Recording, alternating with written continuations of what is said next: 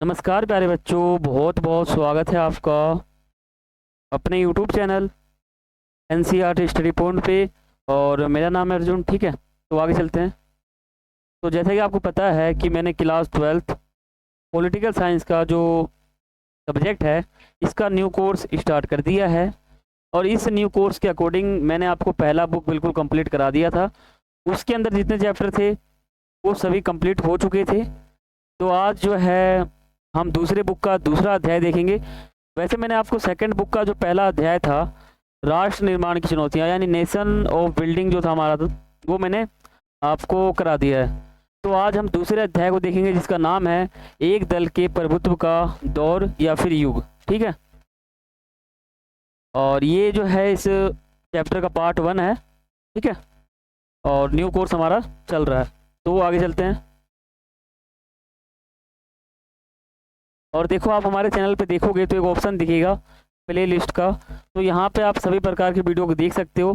Class 12 geography का new course join कर सकते हो, क्लास 12 हिस्ट्री का, क्लास 12 पॉलिटिकल साइंस का, फिजिकल का, हिंदी का, सभी प्रकार का जो कोर्स है वो आप ज्वाइन कर सकते हो। ठीक है, और बाकी आप हमारी वीडियो को देख रहे हो तो आप एक काम कर सकते हो, यहाँ पे सब्सक्राइब, ठीक है, और बेल आइकन पर क्लिक। तो आगे चलते हैं। और आपने हमारे ग्रुप को ज्वाइन नहीं किया, उसको ज्वाइन करें। हमारा जो ग्रुप है वो टेलीग्राम ऐप पर है। आप वहाँ पे नाम लिखेंगे A.K NCERT स्टडी पॉइंट, तो ऊपर ये ग्रुप आ जाएगा। इस पर आप क्लिक करके ज्वाइन हो सकते हो। ठीक है, तो आगे चलते हैं। और बाकी आपका कोई भी सवाल है, कोई भी क्वेरी है तो आप मुझसे पर्सनली पूछ सकते हो। यूजर नेम आप सभी के सामने लिखा हुआ है इंस्टाग्राम का। और बाकी आप मुझे फॉलो करना बिल्कुल ना भूलें। और यहाँ पे आपको हमारे चैनल का लिंक मिल जाएगा, तो आप जो है हमारे चैनल पे डायरेक्ट जा सकते हो। देखो, जो आपका ये चैप्टर है इसका नाम है एक दल के प्रभुत्व का दौर या फिर युग। ठीक है, तो ये जो है ये चैप्टर दूसरे बुक का है। और आपको पता होगा जो आपका पहला बुक था जिसका नाम था समकालीन विश्व में राजनीति या फिर समकालीन विश्व राजनीति, तो उसमें जो है आपने सिर्फ विश्व का राजनीति पढ़ा था। और जो आपका दूसरा बुक है जिसका नाम है स्वतंत्र भारत में राजनीति, उसमें आप सिर्फ भारत की राजनीति को पढ़ोगे कि भारत की जो राजनीति है वो कैसी है शुरू से यानी आज़ादी से अब तक। ठीक है, ये आपका आ जाएगा इसमें। ठीक है, तो ये जो हमारा बुक है स्वतंत्र भारत में राजनीति, इसका हमने पहला अध्याय देख लिया था और ये सभी टॉपिक हमने समझ लिया था। और ये जो मैं आपको फोटो दिखा रहा हूँ ये आपके न्यू कोर्स, आपका जो बोर्ड एग्जाम है, बोर्ड जो है वो बोर्ड ने आपका सिलेबस निकाला है।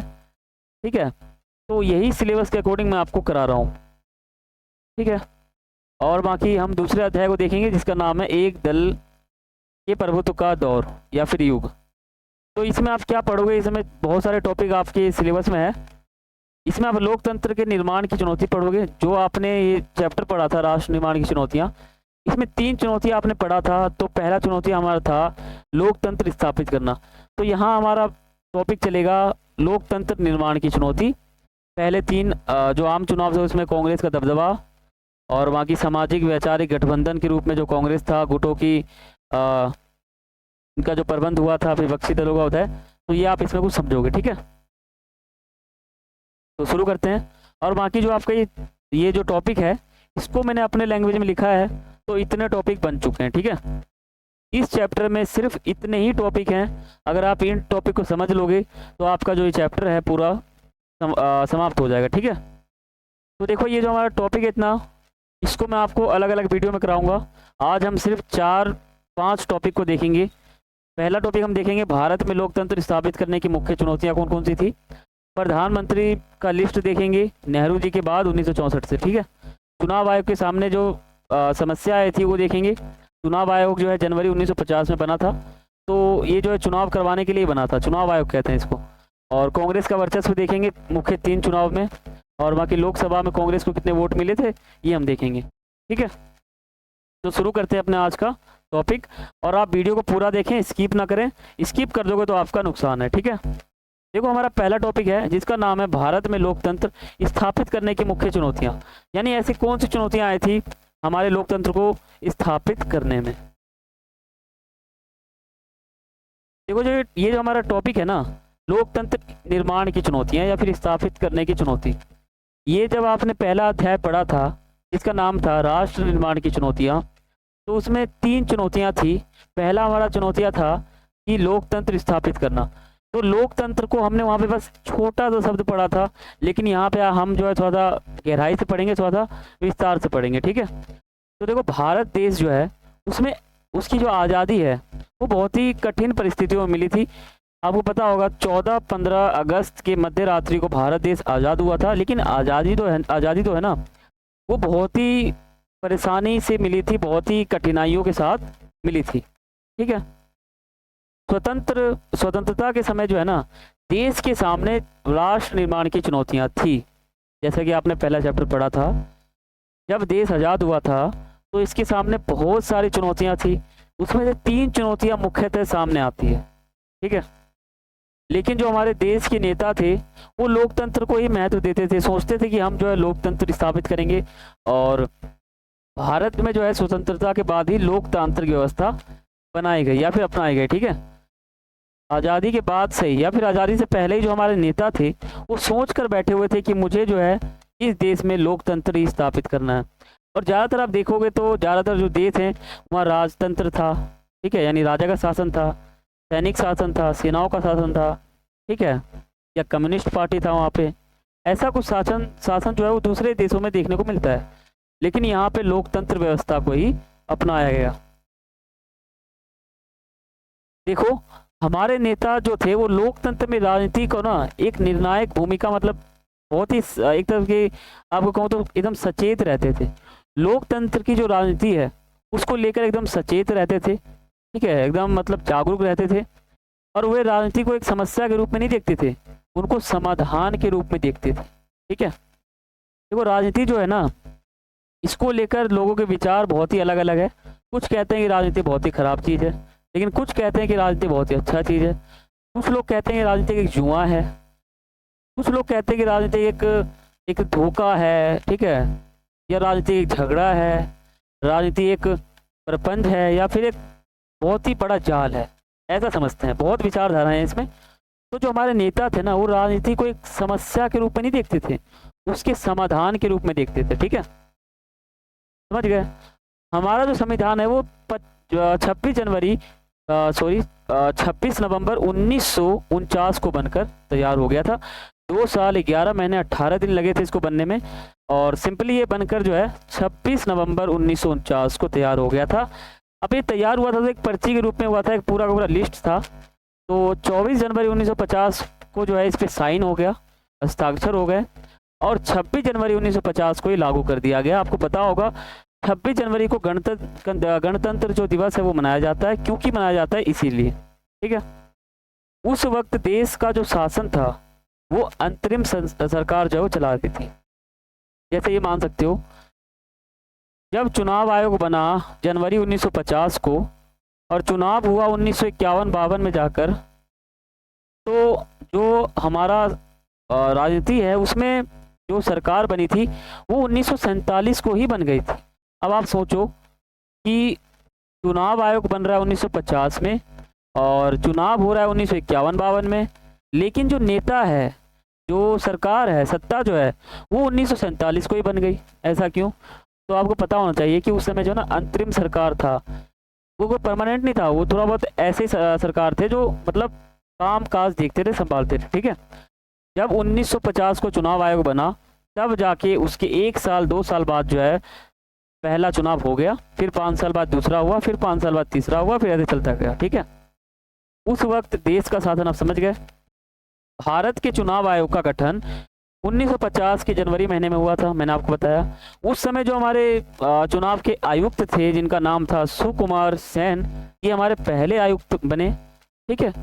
उम्मीद की जा रही थी कि देश का जो पहला आम चुनाव है वो 1950 में हो, लेकिन किसी वक्त मतलब हो सके, ठीक है? 1950 के आसपास हो सके, लेकिन वर्तमान में भारत के मुख्य चुनाव आयुक्त जो है, बात करें तो अभी जो चुनाव आयोग के जो मुख्य आयुक्त है उनका नाम है श्री राजीव कुमार, ठीक है?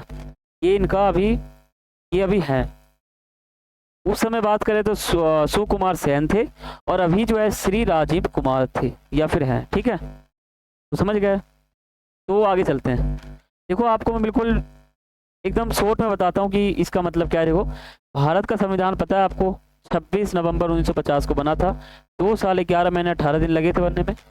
भारत का संविधान लागू हुआ था 26 जनवरी 1950 को।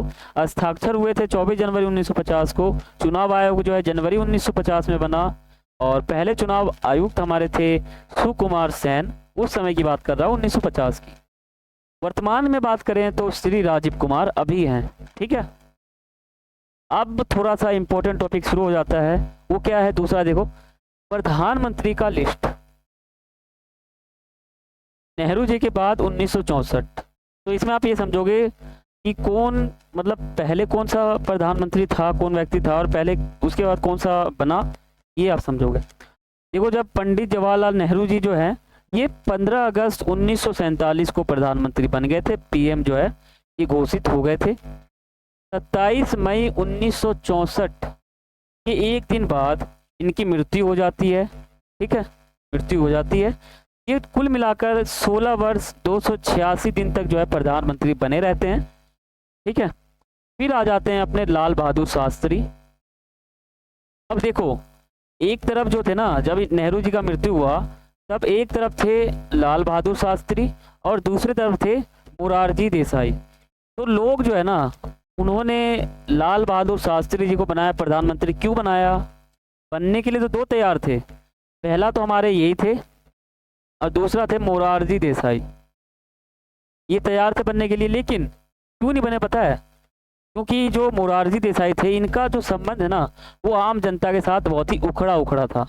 अच्छे से बात नहीं करते थे, बाकी बात जो व्यवहार है वो बहुत ही खराब था।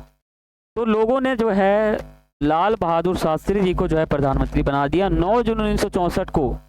ठीक है, इनका जब मृत्यु होता है ना, तो मान लो अभी जो प्रधानमंत्री है वो मोदी जी हैं। ठीक है, तो ऐसे अगर मान लो किसी प्रधानमंत्री की मृत्यु हो जाए तो तुरंत प्रधानमंत्री बनाना बहुत ही मुश्किल होता है। ठीक है, थोड़ा सा सत्ता में जो है ना, थोड़ा सा उथल पुथल हो जाता है।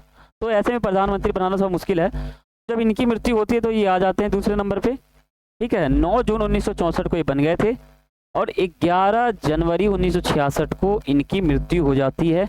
एक वर्ष 216 दिन ये जो है प्रधानमंत्री के रूप में कार्य करते हैं। और फिर आ जाते हैं हमारे इंदिरा गांधी। ये बने थे 24 जनवरी 1966, इस दिन बने थे ये। देखो, जब इनकी मृत्यु हो जाती है ना, इनके कुछ महीनों बाद बनते हैं। ठीक है, और फिर जाके जो है ये बन जाते हैं 24 मार्च 1977 को इनकी मृत्यु हो जाती है। और 11 साल और 59 दिन ये जो है प्रधानमंत्री के रूप में कार्य करते हैं। ठीक है, समझ गए? तो यहाँ पे थोड़ा सा ध्यान रखो, इंदिरा गांधी की मृत्यु क्यों हुई थी? ऑपरेशन ब्लू स्टार चलाया गया था। ये आप क्षेत्रीय आकांक्षाएं वाला जो हमारा चैप्टर है उसमें आप समझोगे ऑपरेशन ब्लू स्टार को। उसके तहत जो है इंदिरा गांधी की मृत्यु हुई थी। ठीक है, तो वो मैं आपको जो है उस चैप्टर में बताऊंगा। तो यहाँ आप समझ गए। अब देखो, पहले प्रधानमंत्री हमारे ये थे, दूसरे ये, तीसरे ये। अभी जो बीच में आ रहे हैं ना, ये कौन है? ये जो है ना अंतरिम सरकार है। ये टेम्पररी नहीं है, ये मतलब थोड़ा सा कह सकते हो इसको परमानेंट नहीं है, टेम्पररी है। ठीक है, 13 दिन के लिए बने थे। और यहाँ पर जब नेहरू जी की मृत्यु होती है तो ये 13 दिन के लिए बनते हैं, और जब शास्त्री जी की मृत्यु होती है तो तब ये 13 दिन के लिए बनते हैं। ठीक है, समझ गए? मतलब जो गुलजारी लाल नंदा जी हैं, ये जो है ये बनते हैं मात्र 13 दिन के लिए। क्यों बनते हैं? क्योंकि प्रधानमंत्री की मृत्यु होती जा रही है। ठीक है, इसलिए ये बन रहे हैं। तो यही कुछ जानकारी थी जो आपको देना था। अब हम समझते हैं तीसरा टॉपिक जो है चुनाव आयोग के सामने आई कुछ चुनौतियां। चुनाव आयोग आपको पता होगा जनवरी 1950 को बना था, और इसके सामने कुछ चुनौतियां आई थी। वो क्या क्या थी? देखो, स्वतंत्र और निष्पक्ष चुनाव करवाना, ये चुनौतियां थी। चुनाव क्षेत्रों का सीमांकन करना, ये चुनौतियां थी। मतदाता सूची बनाने की मांग में जो है बाधाएं आई थी, कुछ चुनौतियां आई थी, वो हो गया। और अधिकारियों और चुनाव कर्मियों को प्रशिक्षित करना, कम साक्षरता के चलते मतदान की विशेष पद्धति के बारे में सोचना, ये कुछ कुछ जो है ना चुनौतियां थी जो चुनाव आयोग के सामने आ रही थी। तो अब हम समझते हैं थोड़ा आगे। देखो, अक्टूबर 1951 में फरवरी जो हमारा अक्टूबर 1951 है, इससे लेकर फरवरी 1952 तक जो है ना प्रथम आम चुनाव हो गए। ठीक है, पहला आम चुनाव हो गया, इसलिए हम इसे 51-52 का चुनाव कह देते हैं, वैसे 52 का भी कह देते हैं। पहले 3 आम चुनावों में भारतीय राष्ट्रीय कांग्रेस का प्रभुत्व रहा है। पहला जो आम जो चुनाव हुआ था, पहला, दूसरा, तीसरा, इसमें जो है कांग्रेस का बहुत ज़्यादा प्रभुत्व था।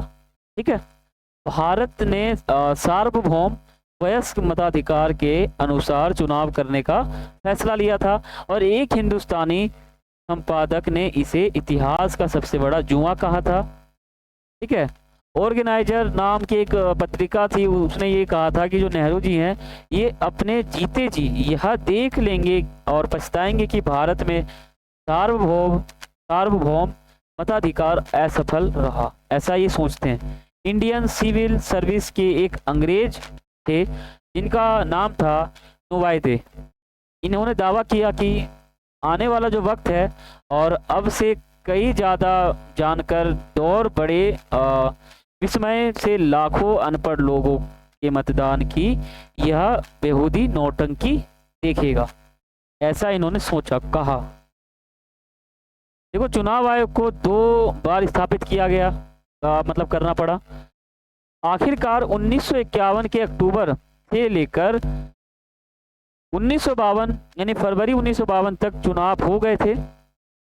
इस चुनाव को 1952 का चुनाव ही कहा जाता है क्योंकि देश के अधिकांश हिस्सों में मतदान 1952 में ही हुए थे। चुनाव अभियान, मतदान और मतगणना यानी जो हमारा जो वोट मिलता है उसको गिनना कुछ 6 महीने लगे और सार्वभौम मताधिकार के इस प्रयोग ने आलोचकों का मुंह बंद कर दिया। ठीक है, टाइम्स ऑफ इंडिया ने माना कि इस चुनाव ने उन सभी आलोचकों के संदेहों पर पानी फेर दिया और सार्वभौम मताधिकार को इस शुरुआत को इस देश के लिए जोखिम का सौदा मान रहे थे। देश के बाहर जो है पर्यवेक्षक भी हैरान थे। ठीक है, ये कुछ मतलब एक परेशानी थी, कुछ हालात ऐसे बन गए थे कि जो है ये सभी उस समय मतलब दिखने लगे। ठीक है, आप समझते हैं थोड़ा आगे। देखो, हिंदुस्तान टाइम्स, ठीक है, यह बात हर जगह मानी जा रही थी कि जो भारतीय जनता है उसने विश्व के इतिहास में लोकतंत्र के सबसे बड़े प्रयोग को बखूबी अंजाम दिया। 1952 का आम चुनाव पूरी दुनिया में लोकतंत्र के इतिहास के लिए मील का पत्थर साबित हुआ।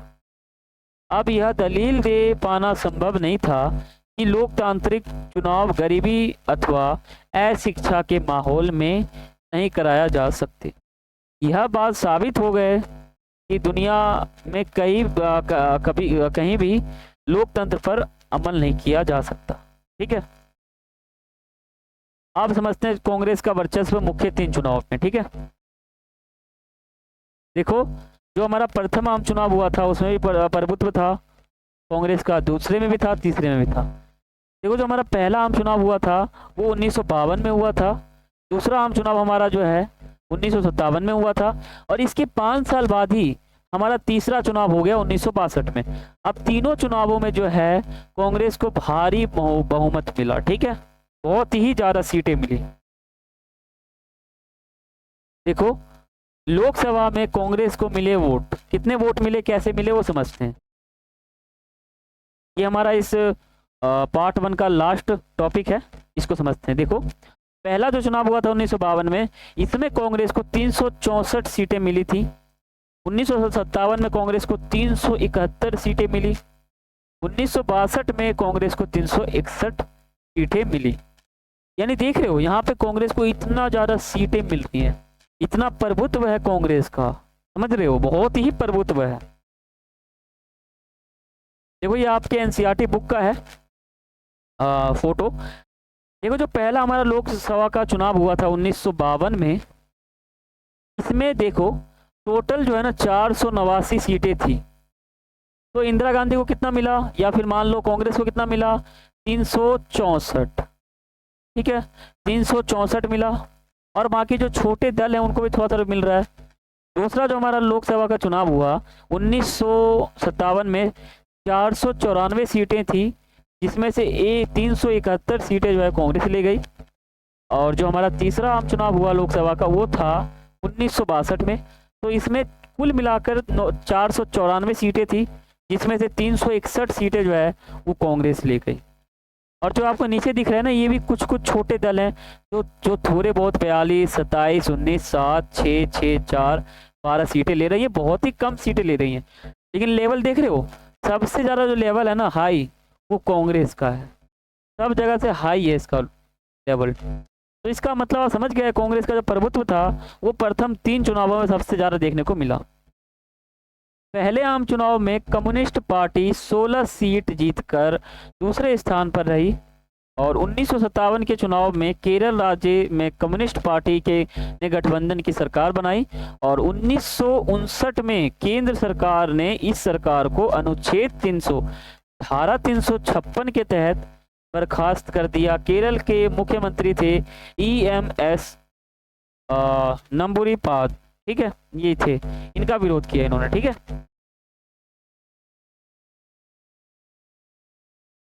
तो यहाँ पे जो हमारा पार्ट 1 है इस चैप्टर का समाप्त हो जाता है। तो आशा करता हूँ आपको चैप्टर समझ में आया होगा, यानी इसका पार्ट समझ में आया होगा। आगे हमारा पार्ट 2 आएगा, उसमें हम जो है इस चैप्टर को देख लेंगे आगे।